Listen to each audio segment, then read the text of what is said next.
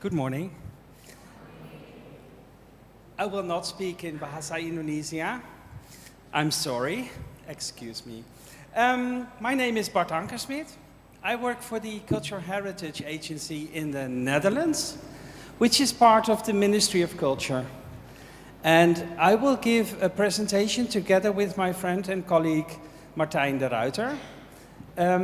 While he will talk about the important stuff, I will basically give a short introduction.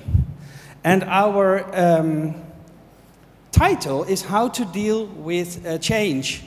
And I didn't want to make it too personal, and that's why I chose an image of maybe somebody you knew or you know, a person who used to be very beautiful and attractive to many people around the world, but he aged, like we all do. And it's exactly the change that we undergo is similar to what we have when we look at heritage. There are many, many objects that we care for. Some people like cars, other people like jewelry, and other people, they like the ceramics, the pottery, etc. But all these materials will undergo all kinds of changes. And some of these changes are very familiar to you, and some of these changes are maybe a little bit obscure or very difficult to identify. Now, if we look at a car like this, it's very obvious that this is not a new car. This car will not drive. It is rusty, and it's not. You cannot use it maybe in your museum presentation. And I think in the second part of our presentation, Martijn will tell you a little bit about the trends that we observe in conservation treatment. So how do we go from this car to something that is usable within the museum context? Now, apart from metals, there are also materials that undergo changes, like the textiles. Here is an example of silk, which deteriorates really fast under the influence of light. The fibers of the textile, they become really brittle, and they can easily break. And then sometimes, if you wait long enough, parts of the material will just, due to gravity, will drop to the floor, and it's gone. But also oil paintings, sometimes a little bit difficult to see, because these changes, they go really slow. So we don't really notice it is changing. But if you start cleaning, like here so, where we cleaned locally, you can actually see that the top surface of the oil paint became really yellow. Now, in thinking about these kinds of changes and our objective to minimize these changes, because we would like to present and care for our heritage, not only for the people today, but also for generations to come, we have to think a little bit about how come, what happens. And one of the fundamental principles is that materials are susceptible. They can undergo a change. But not all objects or all materials are susceptible in a similar way. And apart from being susceptible, these materials also need to be exposed. And I think that is one of the things that museums try to do, is to really limit exposure. Exposure to light, by closing the windows using curtains or shades, or closing the door to prevent people from taking away objects. Now, if a material is susceptible, and if a material is exposed, then there is the big risk. There lies the risk. And we have to think about these two. Because in our line of work, many people, they look at materials and they only see this, and they think they have a big risk. And they forget about this part. So one of the points that I really would like to express here is that these two situations both have to exist in order for something to change. Now, if we dive a little bit more into what does that mean in daily life, in practice. So if we talk about susceptibility, and I said not all objects are equally susceptible, well, we can think a little bit about if we look at large collections, let's say the collection of the National Museum or of the National Archive or the National Library. These have hundreds and thousands of objects. So if we then think about susceptibility, we get to a certain distribution. There will be kind of average susceptibility and something that is not susceptible or very susceptible. Now, if we imagine a paper-based objects, so think library or archive, then this object, which is a medieval parchment document, is not so susceptible, for example, to aging. Whereas the newspaper print is very susceptible to aging. Now, I give this example because in museums, generally, this object is seen as much more valuable than this object. But if something valuable will not undergo a change because it's not susceptible or very little susceptible, there is no risk.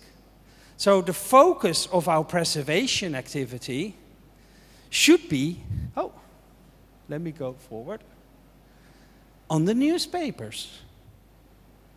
Now, in our museums, we see that preservation manager, they build many little nice boxes to prevent risks to parchment documents. So these are all individually protected on a very high quality. But the newspapers, well, nobody really care. So this is a big change that is going on in the Netherlands, where we say the focus needs to be on the stuff that will change the fastest. Now, if we think about the change, then this is not a process that is linear in time.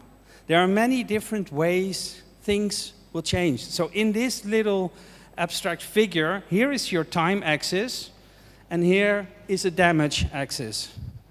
So I will give a few examples of how things change in time. So, and we do this exercise, by the way, to think a little bit about the urgency. How much time do we have? So if we think of the tarnishing of silver, for example, which is a process caused by pollutants in the air that are able to react with the silver, and they first make the silver a little bit yellow, and after the yellow, the silver becomes brown, and then it becomes black. And this layer that we call tarnish, the tarnish layer gives a little bit of protection to the silver. So what we see happening that in the beginning, the tarnishing is linear, and then it diminishes. So it basically stops. So if you look at an object that is completely tarnished, like this is less susceptible than this. So you have time. If you want to clean, like maybe you do at home, then you start all over again, and then you're here, and then again it's very susceptible. Another example is iron. It's like the car that I showed on the second slide. Well, this is depending on the relative humidity or the humidity in the air.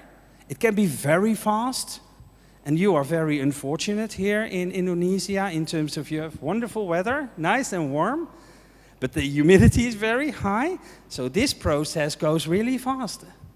And this is linear. Now, often objects made of iron are quite thick, like this cable. There is much material, so it doesn't really, it changes the surface, but you will still keep the shape. If it's a thin material, like the plate the car, then of course there might be holes in the car. So here you have to wonder, how steep is my line? How much material do I have? And that will provide you with some information about the urgency. There are also processes that nothing happens, ooh, it's damaged. Now what? And sometimes it's a lot of damage. We see that with fluctuations of the humidity, where materials, they just change in shape. And if there's a lot of stress developed, and the stress or the tension is higher than the strength, things break. And suddenly you have a big crack. And this is what we see in Northern Europe and North America, where we heat our buildings in wintertime, and it becomes really dry, and things break. And sometimes you see that on oil paintings, that paint drops off the surface. So these fluctuations, they might not be a problem, but suddenly it's a huge problem, and there's big loss. And then last but not least, we also have materials that it's a long, long time, nothing going on, and suddenly everything is gone. And I give here an example of cellulose acetate, a modern or a very early polymeric material used to make all kinds of objects like these glasses, but we also have photonegatives of cellulose acetate. Another type of material is VHS videotapes. Maybe you have them at home. They are very nice, you know, and easily usable, and they're very elastic and flexible. And then suddenly, after 20 years, they're completely brittle and they break constantly. I had that with my cassette collection. It's this process. Nothing goes on, and suddenly there's a chemical process that's being triggered, and it kind of explodes. And you have a lot of loss in one moment of time, which could be a period of only maybe 2, 3, 4 years, and everything is gone. So we have to be aware of that, because if we want to protect our heritage, we need to know this. So if we want to protect heritage, we create all kinds of barriers to stop the sources, the starting points of these risks, to reach the object. And if we have barriers, I think one of the most simple examples would be light. Direct sunlight is very harmful for textiles. So what do? We keep the textiles in the dark. Or we present them in the exhibition, and then we do need light. So we have some kind of shading maybe, and then we have a partial protection. Maybe 50% of the light is reduced. And then maybe we have a display case with the UV filter. So again, there's a little barrier, but a little part of the risk can still reach the object. So we need to think about how effective are the barriers that we place in between the starting point of a risk and the object. This is an example of a Dutch house where they have very important Chinese wall painting, very susceptible to light. So they created these shutters, they reinstalled these historic shutters, and most of the times the shutters are closed, just to prevent the light from reaching the object. So, this was the first part of our presentation, and Martijn will continue in a bit. What would I like to share with you? Everything changes, and we have to wonder how we manage change. So, keeping something forever is an illusion. That doesn't exist. So we need to manage the change. And I think you will have two questions.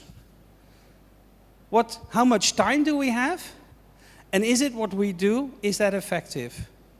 Now, given the fact that things change, I think Martijn will say something about what can we do to undo the change. Thank you.